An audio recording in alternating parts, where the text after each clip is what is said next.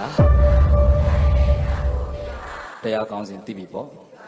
သိရင်တရားသိမယ်ကောင်းစဉ်လောက်သိရင်တော်ပြီပေါ့မှတ်မိတာလည်းမဟုတ်ဘူးပရိသတ်ကံဆိုတာတယောက်နဲ့ယောက်တတ္တဝါတဦးနဲ့တဦးတူသလားမတူဘူးလားတခါတခါတမေတဲ့မွေးတော်မှာကံအကျိုးပေးတွေမတူတော့အိုးချမ်းသာတဲ့သူနဲ့ဆင်းရဲတဲ့သူမောင်နှမအချင်းချင်းတော့ညီမျှရဲ့လားပရိသတ်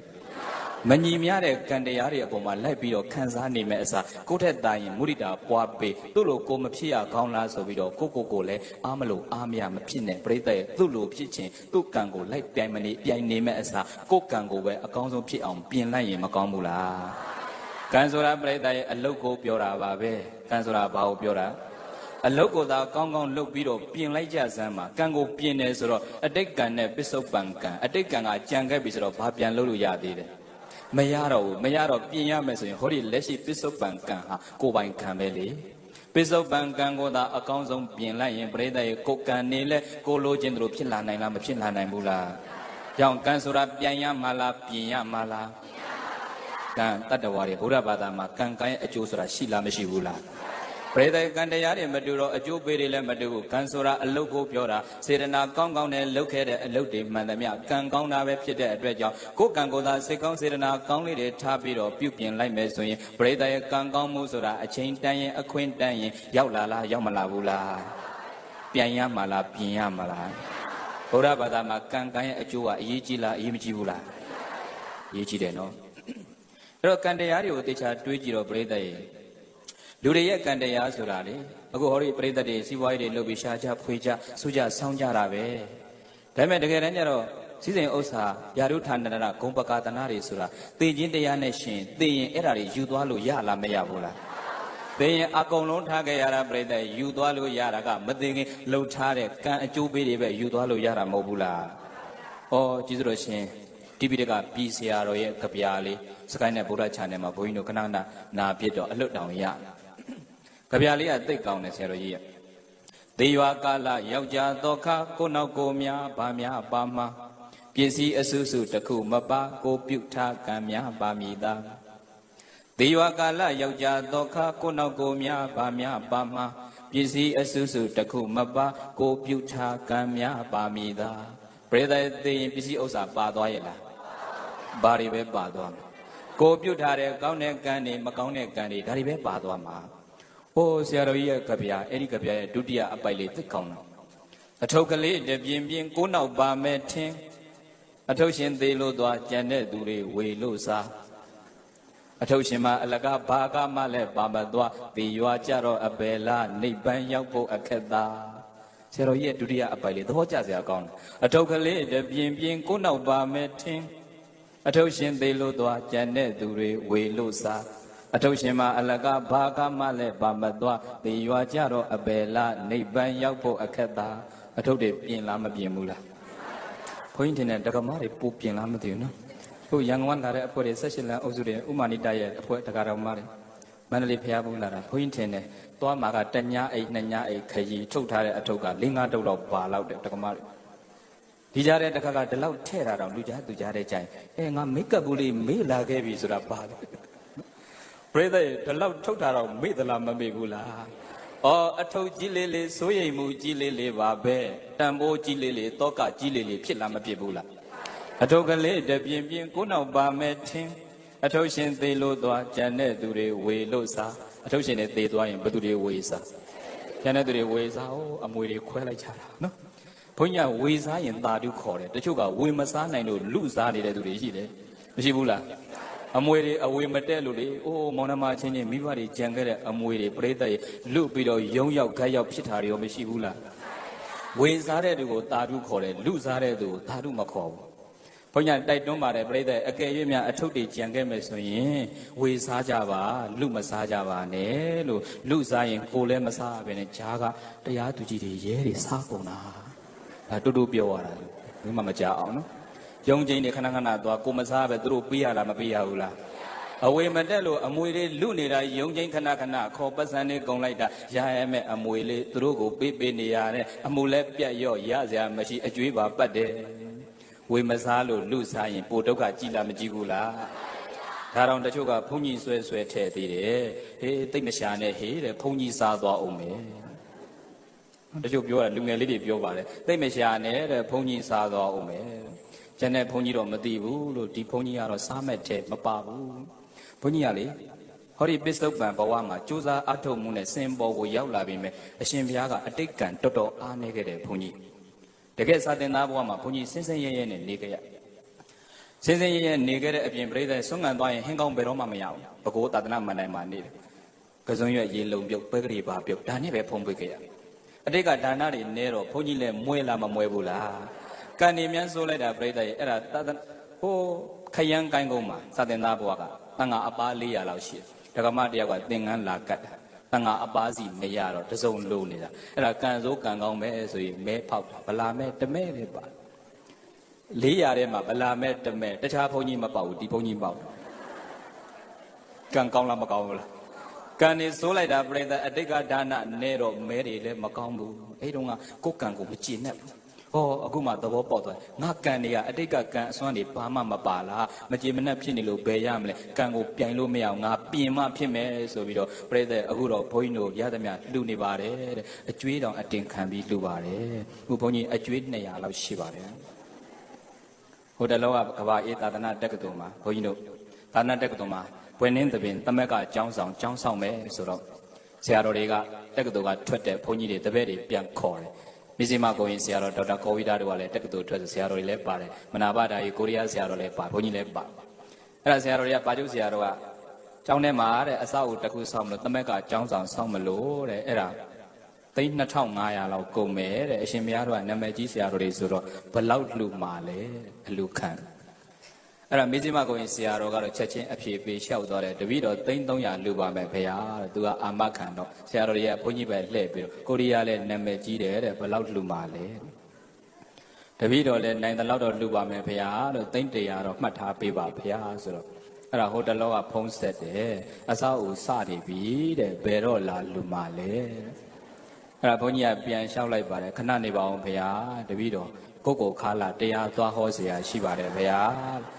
အခြေအနေကောင်းတာနဲ့တပည့်တော်နောက်တစ်နေ့ချက်ချင်းလာလူပါမယ်ဖရာလို့အာမခံထားခဲ့တာပြိဿကြီးချင်းနေကောင်းရင်လားမသိဘူးဟောရည်နေတော့မဟုတ်တော့ရည်စရာပြောတာပါပြိဿတကယ်အကျွေးရှိပါတယ်ကြေတော့ကြေပါပြီပြောချင်တာကအတိတ်ကဒါနတွေနဲတော့မွဲတဲ့အတဲမှာဟိုတုန်းကကိုယ်ကံကိုမကျင်တော့အခုတော့ကံတွေကပြိုင်လို့မှမရတာပြင်ရမှာပဲဒါနနဲတော့မွဲဒါနတွေများများလှုပ်ပြီးတော့လှူမယ်ဆိုပြီးတော့ဘုန်းကြီးတို့လှူလိုက်တာတစ်နေ့သိန်းထောင်ချီကုန်ပြီးလှူပါတယ်အတိတ်ကဘုန်းကြီးဒါနနဲခဲ့တော့ဘယ်လောက်ထိဆိုးလဲဆိုစာသင်သားဘဝအတုပတစ်ခုကြွသွားတရဏဂုံတင်ကြွ3ပါးပဲအရှင်ဘုရားဥဆောင်အောင်ပြီးတော့ကြွသွားအဲ့ဒါအတုပရှင်ကတရားဟောပြီးတော့တပားကိုစာအိတ်တအိတ်စီလှူလိုက်တာကျောင်းပြန်ရောက်တော့ကိုယ်စာရေးဘယ်လောက်လှူလိုက်လဲမသိဆိုပြီးဖွင့်ကြည့်တာပတ်စံပါမလားကျန်တဲ့ဆရာတော်တွေအရှင်ဘုရားတို့ပါလားဆိုတော့ပါတယ်လေဖေဟာနော်အတုပရှင်ကတောကတွေများပြီးတော့2အိတ်ထဲထည့်ပြီးတော့3အိတ်ဆိုပြီးပိတ်ပြီးတော့လှူလိုက်တာပတ်စံမပါတဲ့အိတ်ဒီဘုန်းကြီးရှိရောက်လာတာပရိသတ်ရဲ့အကျွေးတောင်းတယ်လို့ပြန်တောင်းလို့လည်းဘယ်ကောင်းမလဲအဝါစားအလကဒါနဲ့ပဲဖြေလိုက်ရတာပြောချင်တာကဘုန်းကြီးစားမဲ့အထက်ဒီဘုန်းကြီးမပါဘူးဘုန်းကြီးလည်းပဲအတိတ်ကံနေနေခဲ့ရင်ပြိဿရဲ့မွဲသလားမမွဲဘူးလားအထုပ်ကလေးတပြင်းပြင်းကိုနောက်ပါမဲ့ထင်းအထုပ်ရှင်သေးလို့သွားကြံတဲ့သူတွေဝေလို့စားအထုပ်ရှင်မအလကဘာကမှလည်းပါမသွားသေရွာကြတော့အဘယ်လားနိဗ္ဗာန်ရောက်ဖို့အခက်သားသိရင်အကုန်ထားခဲ့ရတာတဲ့အထုပ်တွေသိပ်မပြင်းပါနဲ့တဲ့အေးပြင်းရင်တော့ကုသိုလ်အထုပ်တာများများထုတ်တဲ့ဘာထုတ်ပရိသတ်ရဲ့ကုသိုလ်လုပ်တယ်ဆိုတာကိုယ်ကံကိုပြင်းတာပါပဲဘာလုပ်တာလဲကံကိုပြင်းတာပရိသတ်ရဲ့ကံကိုပြင်းခိုင်းတယ်ဆိုတာကုသိုလ်လုပ်ခိုင်းတာလားအကုသိုလ်လုပ်ခိုင်းတာလားကုသိုလ်တွေများလာတဲ့တနေ့ကိုယ်ကံတွေကလည်းကောင်းလာတော့တာပရိသတ်ရဲ့ကံနေဆိုတဲ့ကံနေနှိမ့်နေဆိုတာကုသိုလ်အားနည်းနေလို့ဖြစ်တာဆိုတော့ကံမြန်ဆိုးပြီဆိုရင်ကုသိုလ်တာများများလုပ်ဒါကြောင့်မို့လောကလူသားတွေဘုန်းကြီးတို့ကိုယ်တိုင်အပါဝင်လောကလူသားတွေလိုအပ်ချက်ဘဝမှာဘဝ3မျိုးကိုလူတိုင်းတောင်းတတယ်တဲ့ဘဝဘယ်နှမျိုးလဲနံပါတ်1ဘဝချမ်းသာတဲ့ဘဝဘာဘဝဒုတိယကအစဉ်တန်းမြင့်တဲ့ဘဝဘာဘဝတတိယဘဝကငြိမ်းချမ်းတဲ့ဘဝဘာဘဝဟောဒီပြိတ္တတွေအဲ့ဒီဘဝ3မျိုးလိုချင်လားမလိုချင်ဘူးလားချမ်းသာတဲ့ဘဝကိုလည်းလိုချင်ပါတယ်အစဉ်တန်းမြင့်တဲ့ဘဝကိုလည်းလိုချင်ပါတယ်ငြိမ်းချမ်းတဲ့ဘဝကိုလည်းလိုချင်ပါတယ်မလိုချင်ဘူးလားပြိတ္တလိုချင်တယ်ဆိုတော့ဆုတောင်းတွေကိုလည်းပြီးပါမလား လိုချင်လှုပ်ပြီးတော့ယူရမှာကျင့်ပြီးတော့ယူရမှာကိုယ်ကံကိုပြင်ပြီးတော့ယူရမှာဆုတောင်းပြီးယူရမှာလားပြင်ပြီးတော့ယူရမှာလားဆိုကြည့်ပါချမ်းသာခြင်းရင်ဘဝတွင်ဒါနလုက္ခကံကိုပြင်ချမ်းသာခြင်းရင်ဘဝတွင်ဒါနလုက္ခကံကိုပြင်ဒါနရှိမှဘဝလှပြည့်စုံကြွယ်ဝချမ်းသာရာဒါနရှိမှဘဝလှပြည့်စုံကြွယ်ဝချမ်းသာရာပရိသေချမ်းသာခြင်းဒါနလုပ်ပြီးတော့ကိုယ်ကံကိုပြင်ရမယ်တဲ့တပည့်တော်တို့ချမ်းသာတဲ့ဘဝလေးလိုချင်ရင်တော့ပရိသေကံကိုပြင်ဖို့ဆိုရင်ကုသိုလ်ကောင်းမှုတွေကနံပါတ်1ကုသိုလ်ကဒါနကုသိုလ်ဘာကုသိုလ်လဲဒါနကုသိုလ်တာများများလှုပ်ထားပရိသေဒါနသည်ချမ်းသာမှုကိုဖြစ်စေတယ်တဲ့ဒါနသည်ကိုယ်ဘဝကိုပြန်စဉ်းစားကြည့်မွေးတဲ့ကဆင်းရဲတဲ့အတိုင်းမှာမွေးအတိုင်းဝိုင်းမှာမွေးလာတဲ့သူတွေရောမရှိဘူးလားမွေးတဲ့ကချမ်းသာတဲ့အတိုင်းဝိုင်းမှာသွားဖြစ်တဲ့သူတွေရောမရှိဘူးလားဘာတွေကြွာခဲ့တာကံတွေကြွာခဲ့တာအထူးသဖြင့်ဒါနတွေကြွာခဲ့တော့ဒါနပါတဲ့သူကြတော့မွေးတဲ့ကချမ်းသာတဲ့အတိုင်းဝိုင်းမှာဖြစ်လာမဖြစ်ဘူးလားဒါနသည်ချမ်းသာမှုကိုဖြစ်စေတယ်ဆိုတော့အိုးဒါနသာပါရင်ပြိဿလူမပြောနဲ့တရိစ္ဆာန်တော်မှာဒါနပါတဲ့တတ္တဝါနဲ့ဒါနမပါတဲ့တတ္တဝါတူသေးရဲ့လားဟောဒီရွာမှာရှိတဲ့ကိုယ်ခါလာမှာရှိတဲ့ခွေးတွေရှိတယ်နံပါတ်ခွေးတွေရောရက်ထဲမှာဟိုလျှောက်စားဒီလျှောက်စားစားနေရတဲ့ခွေးတွေရောမရှိဘူးလားနိုင်ငံတော်အတိုင်းပင်ကအိမ်မှာမွေးထားတဲ့ခွေးလေးလည်းရှိသေးတယ်ဗျာအဲ့ဒီခွေးတွေနဲ့ရွာခွေးတွေနဲ့တူရဲ့လားဝင်ကြီးတဲ့အိမ်မှာမွေးထားတဲ့ခွေးတွေရောရှိဘူးလားသူတို့နဲ့ဒီရွာခွေးတွေနဲ့ကိုတူရဲ့လားဩတချို့ချမ်းသာတဲ့အပြိုကြီးတွေမွေးထားတဲ့ခွေးတွေမရှိဘူးလားတချို့ခွေးတွေမြန်ပြိတဲ့မာစီရီကာစီပြီးတော့ကြက်ပေါင်ကိုက်နေရတဲ့ခွေးတွေအများကြီးရှိတယ်မရှိဘူးလားလူတွေမှာကြက်သားရင်စားဖို့တော့အခက်အခဲဖြစ်နေတဲ့လူတွေရှိတယ်။အိုးတချို့ခွေးလေးတွေဆိုရင်လေဟိုမင်းသမီးတွေရွှေမုံရည်ရင်ခွင်ထဲရောက်နေတဲ့ခွေးစုပ်ဖွားလေးတောင်ရှိသေးတယ်။တချို့ကောင်လေးတွေကအဲ့ခွေးလေးတွေကြည့်ပြီးတော့ရွှေမုံရည်ရင်ခွင်ထဲကခွေးလေးတွေကြည့်ပြီးတော့ဘာပြောတယ်မှတ်လဲအဲ့ဒီခွေးလေးတောင်ဖြစ်လိုက်ခြင်းလေရွှေမုံရည်ရင်ခွင်ထဲကခွေးလေးကြည့်ပြီးတော့ခွေးလေးဖြစ်ခြင်းတာဘုန်းကြီးတင်ပါတယ်ဒီကောင်လေးခွေးဖြစ်ချင်တာတော့မဟုတ်တော့ပါဘူးနှာကြောတင်းတာနေမှာပါနော်ရွှေမုံရည်မဟုတ်ပဲသူ့အမေကြီးပိုက်တိုင်းဖြစ်ချင်ပါအောင်မလားဟောပရိသတ်ပြောချင်တာကရွှေမုံရည်ပြောချင်တာမဟုတ်ဘူးခွေးဘဝရောက်ထားတော့မှဒါနပါတဲ့ခွေးနဲ့မပါတဲ့ခွေးတူသလားမတူဘူးလားဒါနအာကြီးတဲ့ခွေးကြတော့ခွေးဘဝတော့ရောက်သွားတော့ချမ်းသာတယ်ပရိသတ်ရဲ့အတိတ်ကဒါနမပါလို့ကတော့လူလဲလူမွဲဖြစ်တတ်တယ်နတ်လဲနတ်မွဲဖြစ်တတ်တယ်ဘုန်းကြီးလဲဘုန်းကြီးမွဲဖြစ်တတ်တယ်အတိတ်ကဒါနမပါရင်ရုံးကန်နေရတဲ့ဘုန်းကြီးတွေရောမရှိဘူးလားရုံးကန်နေရတဲ့ဘုံကံဆိုတာစရဏမပါလို့ပါဘာမပါလို့လဲပရိသတ်ရုံးကန်နေရတဲ့ဘုံကံဆိုတာစရဏမပါလို့ပါပဲအကျင့်စရဏသာကောင်းအောင်လှုပ်ထားစမ်းပါရုံးကန်နေစရာမလိုဘူးအကျင့်သာကောင်းအခုကြောက်စင်တော်ရတောင်ပုလူတော်ရဆရာတော်ကြီးတော်ထဲမှာနေတာပဲစရဏအားကောင်းတော့အတနိုင်ငံလုံးကလာပြီးလှူကြလားမလှူကြဘူးလားတာမညတောင်ဆရာတော်ကြီးတော်ထဲမှာသတင်းသုံးတာပဲစရဏပါတော့တနိုင်ငံလုံးသွားမဖူးကြဘူးလားဘုန်းကြီးတွေအတွက်ဘုံကံဆိုတာစရဏနဲ့ဘုံကံဆိုတာတဲ့မင်းကွန်းဆရာတော်ဘုရားကြီးကတော့မိတ်နဲ့ချိန်ခွင်ရှာလို့ပဲတဲ့တစ်ဖက်ကလေးရင်တစ်ဖက်ကပေါ့သွားတယ်ဘုံကံနေစရဏတွေအားကောင်းလာတာနဲ့အမျှဘုံကံတွေတက်လာတော့တာတဲ့စရဏတွေနဲသွားပြီဆိုတာနဲ့ဘုံကံတွေကြပြီဆိုတော့ပြိဿရဲ့ဩကိုယ့်ကိုစဉ်းစားရဘုန်းကြီးတို့လည်းအများကြီးလုပ်ရတယ်စင်မော်ရောက်နေတာနဲ့အမျှပို့ပြီးတော့စရဏတွေလုပ်ရတယ်မဟုတ်ရင်ပြိဿရဲ့ဩမြင့်ရာကြရင်နာသလားမနာဘူးလားနာမည်ကြီးတဲ့သူတွေပြုတ်ကြရင်ပိုနာတတ်တာဆိုတော့အဲ့စရဏအကျင့်များများလုပ်ရတာဒါပေမဲ့ပြိဿရဲ့ဘုန်းကြီးချင်းလည်းပဲဒါနမပါတော့မွဲတယ်ဆိုတော့ဘုန်းကြီးလည်းဒါနမပါမွဲတယ်အရှင်ဘုရားတို့ကကိုတွေ့ခုနကပြောခဲ့ပြီသာသနာ့ဘုရားစင်စင်ရဲ့နေခဲ့ရစွန့်စားကြွရင်ဝိတုစာရဲ့အလွတ်တွေရပြီကိုကံကအတိတ်ကဒါနအားနေခဲ့တခါလားပြိဿရဲ့အိုးကဘာဤသာသနာတက္ကသိုလ်မှာနေတော့ကတတိယနှစ်ကျောင်းသားဘဝ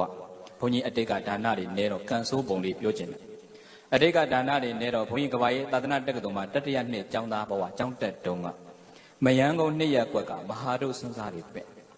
မဟာဒုဆိုတာပြိဿရဲ့သူ့ဘုန်းကြီးနဲ့သူ့တကာနဲ့3ပါးတည်း5ပါးတည်းမဲနိုင်ပြီးတော့မဲနဲ့ကြွပြီးတော့ဖုံးပေးရတယ်အလှပွဲအဲ့ဒါအရှင်ဝိစိတ်တာအရှင်ဘုရားဥဆောင်ပြီးမဲနှိုက်လိုက်တာကိုကအတိတ်ကဒါနနဲ့ခဲ့တဲ့ဘုန်းကြီးဆိုတော့မဲပေါက်တာချမ်းသာတဲ့အိမ်မပေါက်ဘူးဆင်းရဲတဲ့အိမ်လေးတော့ပေါက်စင်းရတာချမ်းသာတာအရေးမကြီးနောက်တစ်နေ့မနေ့ကျတော့စုရမန်းတက်မယံကုန်း2ရက်ကွယ်မှာဘုန်းကြီးတို့4နာရီခွဲတည်းကသွားပြီးတော့စောင့်ရတယ်တန်ကားတွေအဲ့ဒါ3ပါးတည်း5ပါးတည်းသူ့တကာနဲ့သူ့ဘုန်းကြီးနဲ့ဘွဲ့နဲ့နာမည်နဲ့ခေါ်ပြီးတော့လာပင့်သွား အရှင်ဘုရားတို့3ပါးပဲ6နာရီခွဲတဲ့အထိဘယ်သူမှလာမပင်ကိုယ်ကံကအဲ့လောက်စိုးတာပြိတ္တတန်တဲ့ဘုန်းကြီးတွေကဆွမ်းစားပြီးတော့ပေးတောင်ရွတ်နေဘုန်းကြီးတို့3ပါး6နာရီခွဲတဲ့အထိဘယ်သူမှလာမပင်တော့မျက်နှာငယ်လေးနဲ့အလူရှိမျောရပေါ်မလားအဲ့ဒါနဲ့ဝေယဝဆလုပ်တဲ့တကားလေးကရှောက်တယ်အရှင်ဘုရားတဲ့တပည့်တော်အဲ့အိမ်သိတယ်ဘုရားတဲ့လိုက်ပို့ပေးရမလားအေးပို့ပေါ့ကွာလို့သူတို့မှမလာတာငါတို့ကြွရတာပေါ့ဆိုလို့အဲ့ဒါကလေးကလိုက်ပို့တော့သူ့နောက်ကလိုက်သွားလမ်းကြိုလမ်းကြားလေးတဲ့ဝင်သွားလမ်းတောင်လေးရောက်တော့အိမ်လေးသေးသေးလေးတွေ့တကားပိတ်ပြီးအိပ်ပျော်နေတယ်ဘုန်းကြီးနေပင့်ပြီအဲ့ဒါလိုက်ပို့တဲ့တကားလေးကအိမ်ရှင်တို့ဆရာတော်တွေကြွလာပြီဆိုတော့မှတက္ကမလန့်ပြန်နိုးပြီးတကားလေးလာဖွင့်ပေးတယ်ခွန်းလို့ပါဖေဟာတဲ့ညကဗီဒီယိုကိုက်ပြီးတော့အိပ်ပျော်သွားလို့ပါတဲ့အဲ့ဒါကောင်းရင်ကြွပါဖေဟာဆိုဘုန်းကြီးကောင်းရင်ထိုးတင်ပြီးတော့သူကမြို့ကြောင်ဝင်လဲဝင်ပြီးဘာမပြောညာမပြောနဲ့ငရုတ်သီးထောင်းရင်သူ့ယောက်ျားကိုလှမ်းနှိုးတယ်ဟောတော့တဲ့ဘုန်းကြီးတွေကထောင်းလုံးရှိသေးတယ်ငရုတ်သီးတွေကကြွလာပြီတဲ့မြန်ထားဘုန်းကြီးနဲ့ငရုတ်သီးမှားထောင်းတာငရုတ်သီးထောင်းနေတော့ဘုန်းကြီးကြွတယ်လို့ရမှာဘုန်းကြီးတွေကထောင်းလုံးရှိသေးတယ်ငရုတ်သီးတွေကကြွလာပြီတဲ့လူတွေကခဏမှားတယ်ဘုန်းကြီးနဲ့စကားပြောပြီးတက္ကမကြီးတွေဆိုပို့ဆိုးတယ်တဏှာကြီးတော့ဘုန်းကြီးနဲ့စကားပြောပြန်ကန်နေကြရှင်ပြတပည့်တော်ကြွလိုက်အောင်မယ်နော်ဖေရတဲ့အေးကြွလို့တို့နေခဲ့တော့မယ်အဲ့ဒီတက္ကမလည်းအခုလည်းဘုန်းကြီးကထောင်းလုံးရှိတယ်ငရုတ်သီးတွေကကြွလာပြီတဲ့မြန်ထတော်ရေးဆိုစိတ်ကတော့တော်တော်တိုးနေပြီ6နာရီခွဲတဲ့အဲ့ဒီဗီဒီယိုကိုက်ပြီးတော့လည်းအိပ်ပျော်နေသေးတယ်အခုလည်းအိမ်ညရောက်တော့ငရုတ်စုံနဲ့ထည့်ထောင်းတယ်အဲ့ဒါမြို့ကြောင်နဲ့လှမ်းလျှောက်တယ်ရှင်ဘုရားတဲ့ခဏစောင့်ပါဘုရားတဲ့ခေါင်းရင်းကမ်းမှာတပည့်တော်ငရုတ်သီးထောင်းခုမှပြင်ရဆင်ရအောင်ပါလှမ်းလျှောက်တော့ခုမှငရုတ်သီးထောင်းပဲချိန်မှကပ်မယ်မှမသိဘူးစိတ်တိုးနဲ့အော်သူများအိမ်သွားစားတာပဲသိခံရတာပေါ့ဆိုအဲ့ဒါရပါတယ်ဖြည်းဖြည်းလောက်ပါစောင့်နာပေါ့ဆိုပြီးအဲ့ဒါစိတ်ကတော့တိုးနေတာပါဇက်ကတော့ပြောစိတ်တိုးတဲ့ပြိတ္တခေါင်းရင်းကမ်းတက်ပြီးတော့အာရပါရနောက်ကိုမိချလိုက်တာထရံပေါက်ကြီးကပြုတ်ကြကျန်တဲ့ဘုန်းကြီးမပြုတ်ကြဘူးဒီဘုန်းကြီးပြုတ်ကြတာကလည်းပြိတ္တသူတို့ကခေါင်းရင်းထရံပေါက်ကြီးရှိတာလူမြင်မှာစိုးလို့ဆိုရင်အဲ့ဒါလိုက်ကာနဲ့ကာတာကိုကစိတ်တိုးနဲ့ထရံရှိတယ်မှတ်လို့အာရပါရပြစ်ချပြီးတော့ထိုင်ချလိုက်တာပြိတ္တနောက်ကိုမိလိုက်တာထရံပေါက်နဲ့တက်တဲ့တို့ပြုတ်ကြတာအိမ်လေးကနှိမ့်လို့တော်သေးတယ်မိုးရွာပေးကာစားဆိုစီနဲ့ဘယ်အပေါက်ကပြန်တက်ရမှမသိတာနဲ့ခေါင်းရင်ပေါက်ကပဲတိုးတက်ထရံသားတွေစူးလိုက်တာခေါင်းရင်ပေးကာအဲ့ဒါစိတ်ကတော့အထွတ်ထိပ်ရောက်သွားပြီတော်ပြီကွာမစားတော့ဘူးလို့မင်းတို့ဘုန်းကြီးပင့်ပြီးတော့ဗီဒီယိုကိုက်ပြီးတော့လည်းအိပ်ပျော်နေတယ်အိမ်ရောက်တော့လည်းဘုန်းကြီးကိုငရုတ်စုံနဲ့ထည့်ထောင်းတယ်အခုခေါင်းရင်ထရံပေါက်ရှိတာဒီတိုင်းထားရင်စေးရဲမှန်လူသိပါတယ်အခုအပေါက်လူမြင်မှာဆိုလို့လိုက်ကာထားငါကအပေါက်မရှိဘူးမှလို့အာရပါရပြစ်ထိုင်တာငါပဲပြုတ်ကြတယ်တော့ငါဥဆောင်ပြီးကြွလာတာမစားတော့ပြန်မယ်ဟေးဆိုပြီးတော့ပြိတ္တကျန်တဲ့တငယ်ချင်းတွေခေါ်ရှင်ဖျားတို့ပြန်ကြဆိုဖျားဆိုစိတ်တိုးနဲ့ပြန်ဆင်းတာဖက်နှက်ချွတ်ရောက်တော့ဘုန်းကြီးဖက်နှက်ပြအောင်နော်ဟာငါဖက်နှက်ပဲရောက်သွားတယ်ဆိုတော့ခုနကဟိုတက္ကမယောက်ျားကအချင်းမူတူနဲ့ဘုန်းကြီးဖက်နှက်စီးပြီးဘဲပြုတ်သွားဝယ်တယ်ဟာစိုးလိုက်တဲ့ကံပြိတ္တအဲ့ဒါအဲ့ဖက်နဲ့လည်းမစည်းတော့ဘူးဆိုပြီးတော့လေတက္ကစီတောင်မှကြောင်းရောက်မှတက္ကစီကပေးရတယ်ငှားပြီးတော့ပြန်လာတာအဆောင်ရောက်တော့တကယ်ချင်းတွေပြောပြသူတို့ကရီလိုက်ကြတာဟောဒီပြိတ္တတွေလိုပဲမျက်ရည်တောင်ထွက်တယ်ရီတယ်ရီလို့ကောင်းတယ်မဟုတ်လားရီကြပေါ့သူများဖြစ်တာကိုသူတို့ကရီရဲ့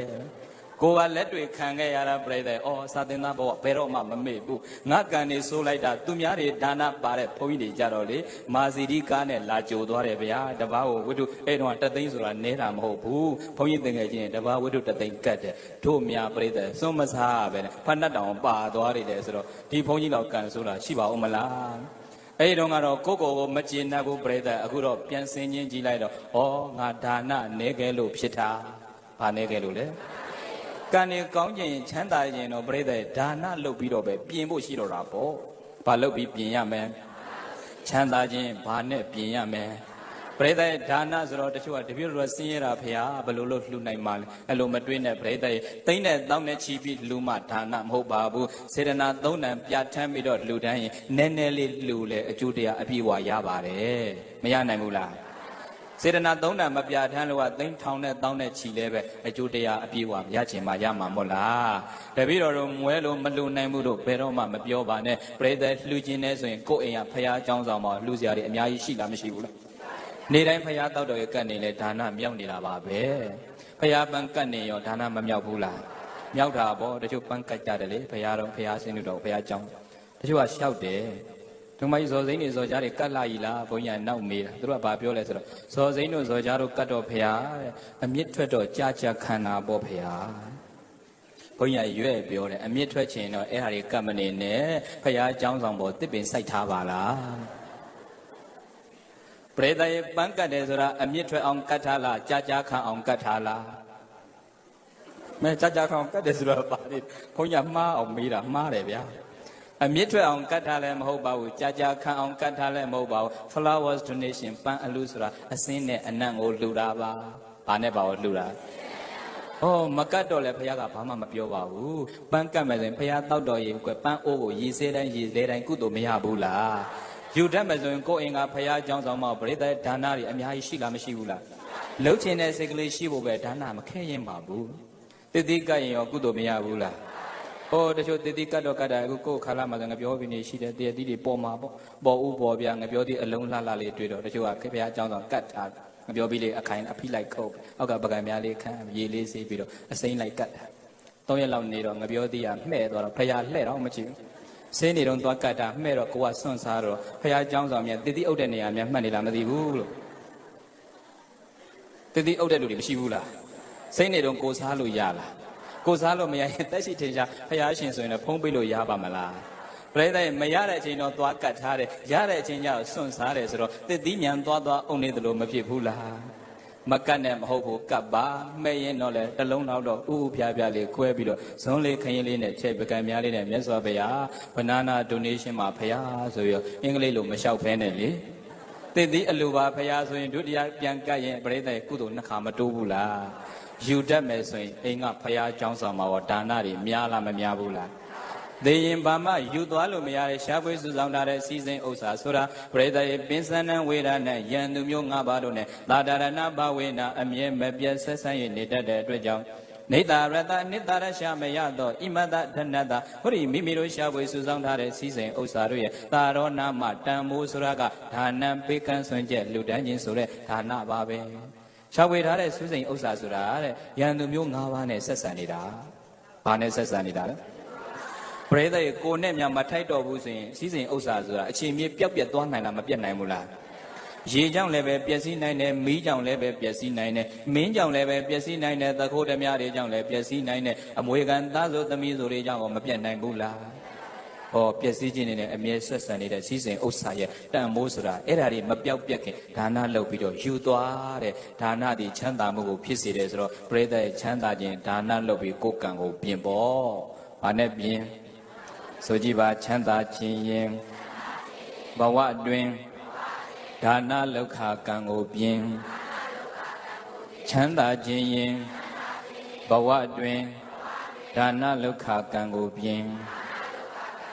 ဒါနရှိမှဘဝလှပြည့်စုံကြွယ်ဝချမ်းသာရာဒါနရှိမှဘဝလှပြည့်စုံကြွယ်ဝချမ်းသာရာပင်စဏံဝေရဏံယံသူမျိုး၅ပါးတို့နှင့်သာဒရဏဘာဝေနာအမြင့်မပြတ်ဆက်ဆံရနေတတ်တဲ့အတွက်ကြောင့်နေတရတနိတရရှာမရသောဣမတဒနတဟောဒီမိမိတို့ရှားပွေစုဆောင်ထားတဲ့စီစဉ်ဥစ္စာတို့ရဲ့သာရောနာမတန်ဖိုးဆိုတာကဒါနံပေကံဆွင့်ကျလူတန်းချင်းဆိုတဲ့ဒါနတရားပါပဲဤတတမထိုကြောင့်အပမတေနာမမေ့မလျော့မပေါ်မဆတဲ့တတိတရားနဲ့တမ္ပါတေချကိုစီကိုငါအတိတရားလေးတွေကပ်ပြီးတော့ချမ်းသာခြင်းဘဝမှာတခြားအရာတွေနဲ့လိုက်ပြီးတော့ပြိုင်မနေကြပါနဲ့ဒါနလုပ်ပြီးတော့သာလင်ကိုယ်ကံကိုပြင်ကြပါစေကုန်ရဲ့လို့ဘဂဝါဘုန်းတော်6ပါးသခင်ဖျားရှင်ကိုယ်တော်မြတ်ကြီးသည်အဝေါ်စာကရုဏာရှိတာပညာအဖြင့်ကောင်းစွာမသွေမိန်ကြတော်မူခဲ့ပါပေတည်း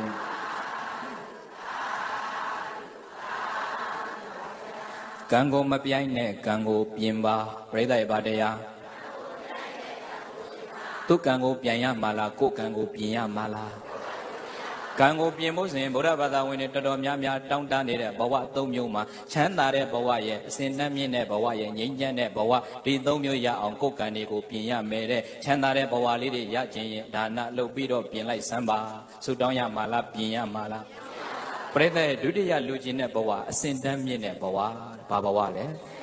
ပရိသတ်ရဲ့ဘဝမှာအစဉ်တန်းမြင့်ရောမနေခြင်းဘူးလားအစဉ်တန်းမြင့်တဲ့ဘဝရဖို့ဆိုဆုတောင်းရမှာလားပြင်ယူရမှာလားပရိသတ်ဆိုကြည့်ပါအစဉ်တန်းမြင့်ခြင်းရင်ဘဝတွင်သီလဆောင်ငါကံကိုပြင်အစဉ်တန်းမြင့်ခြင်းရင်ဘဝတွင် သီလဆောင်ငါကံကိုပြင်းသီလရှိမှဘဝလှအစဉ်တမြင့်ကချမ်းသာရာသီလရှိမှဘဝလှအစဉ်တမြင့်ကချမ်းသာရာပရိသတ်ရဲ့ဘဝမှာအစဉ်တန်းရှိတယ်ဆိုတာစီစဉ်ဥစ္စာရှိနေုံနဲ့အစဉ်မြင့်တယ်လို့ပြောလို့ရပါမလားယာတို့ဌာနတရားတွေမြင့်နေုံနဲ့အစဉ်တန်းမြင့်တယ်လို့ပြောလို့ရပါမလားဂုဏ်နေရှိနေုံနဲ့အစဉ်မြင့်တဲ့ဘဝလို့ပြောလို့ရပါမလားပတ်စံနေဘလောက်ပဲရှိရှိယာတို့တွေဘလောက်ပဲမြင့်မြင့်ဂုဏ်နေဘလောက်ပဲရှိရှိ character ဆိုတဲ့ကိုကျင့်တရားက minus ပြနေတယ်ဆိုရင်ပရိသတ်သီလမလုံရင်ဘဝအစဉ်ရှိပါမလားအဲဘဝရဲ့အစဉ်တန်းဆိုတာကိုကျင့်တရားနဲ့ပဲသတ်မှတ်ပါတယ်။ဘာနဲ့သတ်မှတ်လဲ။စီစဉ်ဥစ္စာတွေရှိနေုံနဲ့ကိုအစဉ်မြင့်တယ်လို့မတင်နဲ့သီလမလုံကြုံကတော့စီစဉ်ဥစ္စာတွေဘလောက်ပဲရှိအဲ့ဒါအစဉ်တန်းရှိပါမယ်။ဒါပေမဲ့ဒီနေ့ခေတ်လူတော်တော်များများကသီလကိုဦးစားပေးတာများလားအဲ့ဒီစီစဉ်ဥစ္စာယာရုဌာနရကိုဦးစားပေးတာများစီစဉ်ဥစ္စာတွေနောက်ကိုပဲလိုက်ပြီးတော့ပြိဿရဲ့အဲ့ဒီအရှင်နေနဲ့မောက်မာတဲ့သူတွေရောမရှိဘူးလား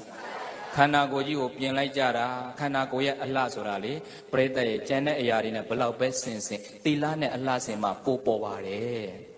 ရုပ်တရားတွေဘလောက်ပဲလှနေပါစေကိုကျင့်တရားမကောင်းဘူးဆိုရင်အဲ့ဒီရုပ်တရားအလှရှိပါအောင်မလား။အော်စိတ်တက်ကညံ့လိုက်တာကိုကျင့်သီလက minus ပြနေတယ်ရုပ်ကလေးကတော့လှပါတယ်အကျင့်ကမကောင်းဘူးဆိုရင်အဲ့ဒီအလှပေါ်ပါအောင်မလား။လူတွေကအဲ့ဒါသီလနဲ့ကိုယ်အလှမပြင်မဲ့စိတ်ရွှေငွေတွေနဲ့ပြင်လိုက်ကြတာပြိဿရဲ့ခန္ဓာကိုယ်ဆိုတာလေဘလောက်ပဲပြင်ပါစေပြင်ရင်နဲ့ပိုလှမလာပဲပိုတွလာတာများပါတယ်။ပိုလှမလာပဲဘာဖြစ်လဲ။ပြင်ရင်နဲ့ပိုလှမလာပဲအိုတွလာကြတယ်။အိုတာတော့ဟုတ်ပါပြီတွတာကဘာကိုပြောလဲ။စဉ်းစားကြည့်တာနော်။အိုတွတယ်ဆိုတော့အိုတာတော့ဟုတ်ပါပြီတွတာကဘာကိုပြောတာလဲ။ဘုန်းကြီးထင်တယ်တွတာကတွန့်တာကိုများပြောတာလားနော်။အိုလာရင်ပြိဿရဲ့အရေးပြားတွေကတင်းနေရင်ရှိသေးရဲ့လား။ပိုလှမလာပဲအိုတွလာတော့တာအိုလာရင်ဘာမှကောင်းတာမရှိတော့ဘူး။အိုလာရင်ကောင်းတာရှိသေးလား။ခြံတာမပြောနဲ့အိုလာရင်ထိုင်ရာကထတာတော့မကောင်းတော့။ကောင်းသေးလား။ဟောဒီမှာအသက်ရွယ်ကြီးနေတဲ့အဖိုးတွေအဘွားတွေထိုင်ရာကထတာနဲ့နောက်ကရှိတဲ့သားတွေသမီးတွေလူငယ်လေးတွေထတာထိုင်တာတူသေးရဲ့လားငယ်တဲ့သူတွေကတော့အားရှိတော့ထိုင်ရာကထရင်ဆွက်ကနေခေါင်းလေးနဲ့စထတယ်တဲ့အိုတဲ့သူတွေကြတော့ထိုင်ရာကထခေါင်းနဲ့မထနိုင်တော့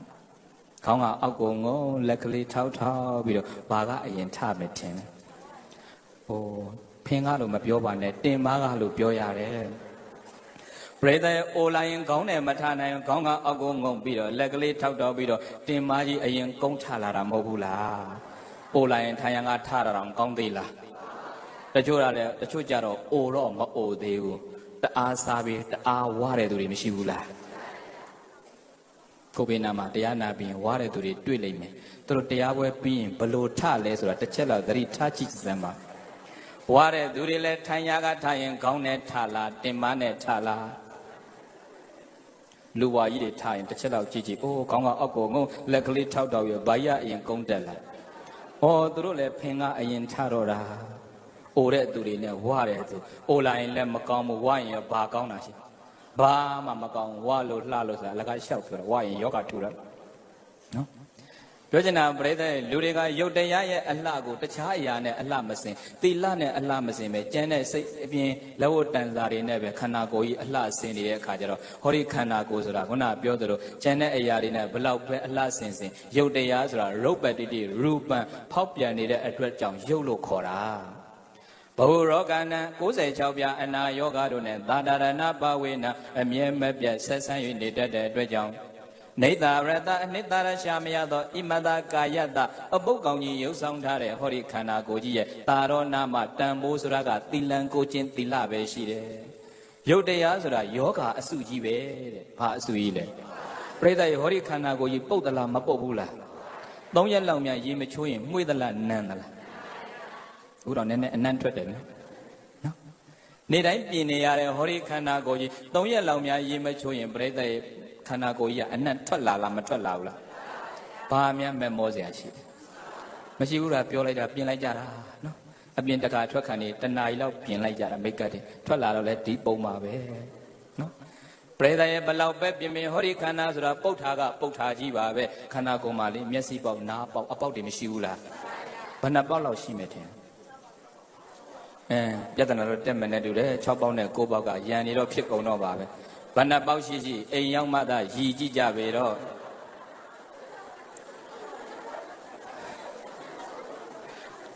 မရန်ဖြစ်မနေကြနဲ့ဟိုအိမ်ရောက်မှရည်ပရိသတ်ရဲ့သေးကြတာကတော့ဘဏ္ဍပေါက်ပဲရှိခန္ဓာကိုယ်မှာရှိသမျှအပေါက်တွေကထွက်သမျှအရေးကောင်းတာတစ်ခုမှမရှိပါဘူးဘာရှိလဲမျက်စိကထွက်တဲ့အရေးဘာရည်လို့ခေါ်မျက်ရည်လေးဘာရတာရှိမရှိဘူးတော့မလုပ်ပါနဲ့ကွယ်ငိုရင်ပါးစပ်ထက်မကြဘူးလားခဏခဏငိုနေတာဟုတ်နော်ဘာရတာရှိတယ်ငံကြည့်ကြည့်လေးတော့ရှိတာပေါ့နှာခေါင်းကထွက်တဲ့အရေးဘာရည်လို့ခေါ်နှချီဘုန်းကြီးတို့များတစ်ခါကတရားဟောရင်တလိပ်ကထွေးကံများမပါရင်မျိုးချတာခုလည်းမျိုးချလိုက်ပြန်ယူမနေတော့နဲ့အခုမှတော့ထွေးကံမပါလဲပုတ်တလားမပုတ်ဘူးလားတချို့ကနှစွန်းနှပြဘေးကကြားပြီးတော့ဘုန်းကြီးလည်းကွာတရားမဟောပဲညစ်ပတ်နေတာဘာတွေပြောနေမှမသိဘူးလို့ပြောတဲ့သူကရှိသေးတယ်ပရိသတ်ညစ်ပတ်နေတာလားအမှန်ပြောနေတာလားသူများခန္ဓာကိုယ်ကထွက်ထားလားကိုယ်ခန္ဓာကိုယ်ကထွက်ထားလားပုတ်တလားမပုတ်ဘူးလားဘာမျက်မှန်မောစရာရှိလဲဂျိုင်းကထွက်တဲ့အရည်လေးဘာရည်ခေါ်ဂျိုင်းရည်လို့မခေါ်ဂျိုင်းချွေးလို့မမြင်ဂျိုင်းချွေးလေးကမှုေးသလားနန်သလားဘာရတာရှိဘုန်းကြီးထင်တယ်ချွေးဆိုတော့ငံမှာပေါ့နော်ရတာရှိချင်းငံကြည့်ကြည့်လေးရက်ကြည့်ပါလားအိုးဒီမှာတော့မသိဘူးပြိတ္တရန်ကုန်မှာ YBS ဘတ်စကားတွေများလေနွေရာသီမှာလူကကြက်ကားကကြက်အိုးအရက်ရှိတဲ့လူကလက်ကြီးကင်ထားချွေးကထွက်ဂျိုင်းကအိုးချွေးတစ်လုံးလုံးနဲ့အဲ့ဒါအရက်ပုတဲ့သူကစပယ်တွန်းတင်လိုက်တော့ဟိုဘက်ဂျိုင်းအောက်ကိုနှာခေါင်းရောက်သွားတာမူးတောင်လဲတော့တယ်နော်ငွေသလားနန်သလားဂျိုင်းချွေးဆိုတာငံလဲငံနဲ့နန်လဲနန်ပါတယ်အဲ့ဒါငံလဲငံနဲ့နန်လဲနန်နဲ့ဆိုတာတိတိနဲ့တခါတခါဂျိုင်းနဲ့လက်ကလေးထိုးထိုးနှာခေါင်းလေးရှုံရှုံပြီးတော့နန်းကြည့်ရတာလဲဘယ်နှခါမှမသိဘူးနော်ပြိဿရေမနန်းဘူးလားဘုန်းကြီးတို့ကတော့ပွင့်ပွင့်လင်းလင်းပဲပြိဿနန်းဘူးတယ်ဟုတ်တယ်လေနန်းဘူးတာနန်းဘူးတယ်ပြောဘာရှက်စရာလို့တယ်အမဲနန်းဘူးတာကိုပဲသူတို့ကိုသူတို့မပုတ်တော့သလိုလိုမနန်းဘူးတော့သလိုလိုအဲ့ဒါကတိတ်ဆိတ်စွာမူသားကျွတယ်လို့ခေါ်ပါတယ်ဘုန်းကြီးတို့ကတော့ပွင့်ပွင့်လင်းလင်းပဲနန်းဘူးပါတယ်ပြိဿတွေရောမနန်းဘူးလားအမဲအခုမှအတန်ထွက်လာတာစောစောလေးကပြောလိုက်ပြီးရောဘုန်းကြီးတို့ကအကျင့်နေပါနေအိုးချွေးထွက်တော်ပြိဿရဲ့သင်္ကန်းလေးတရားပွဲပြီးကြောင်းပြန်ရောက်သင်္ကန်းတန်းသင်္ကန်းလွှားပြီးတာနဲ့လက်ကအလိုလိုဂျိုင်းရင်မြောက်ပြီးတော့အာရပါရပုတ်ပြီးတော့နန်းကြည့်မမွေးမှန်သိရတာနဲ့ဘာဖြစ်လို့ကိုနန်းကြည့်မှမသိတာပရိသတ်တွေရောအဲ့လိုမဖြစ်ဘူးလားဩပွင့်ပွင့်လင်းလင်းပြောလိုက်စမ်းပါတပည့်တော်သိတယ်ဗျာမမွေးမှန်ဒါပေမဲ့ဘလို့မျိုးနန်းကြည့်မှမသိတာဒါကြောင့်မို့လို့တရားမရတာအာတုပကိုအာတုပလို့မြင်ကိုမမြင်တာဟောဒီပရိသတ်တော်မသိဘုန်းကြီးတော်မမြင်သေးပါဘူးတရားမရပါဘူးဟောဒီပရိသတ်တွေရောမြင်ပြီလားတူတူပဲနော်အပေါက်ကောင်းကြီးရုပ်ဆောင်တာလေဟောဒီခန္ဓာကိုယ်ကြီးမှာရှိသမျှအပေါက်တွေကထွက်သမျှအရေးကောင်းတာဘာရှိတော့ဘာမှမရှိတဲ့ဟောဒီခန္ဓာကိုယ်ကြီးလူတွေကအဲ့ဒါကိုပဲအဟုတ်ကြီးတင်ဩမြင်မှများတော့အကျဉ်းနာပွားအချစ်နဲ့ကြည့်တော့အပြစ်မရှိနော်အချစ်နဲ့ကြည့်တော့ဘာမရှိလဲချစ်နေတော့အကုန်လှနေတာမလှနေဘူးလားဩချစ်တော်ပြိတ္တအချစ်နဲ့ကြည့်တော့ကြောက်ပေါက်ခွက်လေးကပချိုင်လေးတွေတောင်ဖြစ်ကုန်တယ်ဘာနဲ့ကြည့်တာအချင်းနဲ့ကြည့်တော့ကြောက်ပေါက်ခွက်လေးကပချိုင်လေးတွေဖြစ်ရုပ်ဆိုးအောင်ကရုံတုံးခိုင်းတယ်ဘုန်းကြီးမြတ်စွာဘုရားကလေသပင်ရဲ့ဒုက္ခတွေမရှိအောင်ရုပ်ဆိုးအောင်ကရုံတုံးခိုင်းတာအဲ့ဒါကရုံလေးကလှနေပြီဆိုဟုတ်သေးရဲ့လားနော်ပရိသတ်ရဲ့တတ္တာလွန်းတော့တဏှာဖြစ်တာအချင်းနဲ့ကြည့်တော့အပြစ်မရှိဘူးကရုံလေးကလှနေတာဘုန်းကြီးကိုရီးယားမှာကျောင်းတက်တော့အတွေ့အကြုံလေးတစ်ခုကျောင်းစသွားတက်ကဆောင်းတွင်ကြီးအေးတဲ့အချိန်အဲ့ဒါသင်္ကန်းကြီးယုံပြီးတော့ဂုံးကိုကရုံကိုပြောင်းအောင်တုံးပြီးတော့အဲ့ဒါကျောင်းသွားတက်တဲ့ကိုရီးယားမှာအဲ့ဒါကိုရီးယားကျောင်းကလေးတယောက်ကဘုန်းကြီးကိုကြည့်ပြီးတော့ပြုံးစီလုံးဒီကတုံးကြီးဒီလောက်အေးတဲ့ရာသီကျောင်းနိုင်ငံမှာလေကတုံးကိုပြောင်းအောင်တုံးပြီးတော့သင်္ကန်းကြီးယုံထားတာကြည့်ပြီးတော့အဲ့ဒါသူကပြုံးနေတော့ဘုန်းကြီးကမေးတာအဲ့တော့ကိုရီးယားစကားမရသေးတော့အင်္ဂလိပ်လိုမေးတာ Why are you smiling looking at me နင်ငါ့ကိုကြည့်ပြီးတော့ဘာဖြစ်လို့ပြုံးနေတာတော့ဆိုတော့ရည်ကျင်လို့ပြုံးတာပါဟောနင်ပြောမှလားရည်ကျင်လို့ပြုံးတယ်ဆိုတာဘာကြောင့်ပြုံးတာလဲဩတဲ့တခြားကြောင့်မဟုတ်ပါဘူးတဲ့ဒီလောက်အေးတဲ့နိုင်ငံကြီးမှာတဲ့ကရုံးကိုပြောင်းအောင်တုံးထားပြီးတော့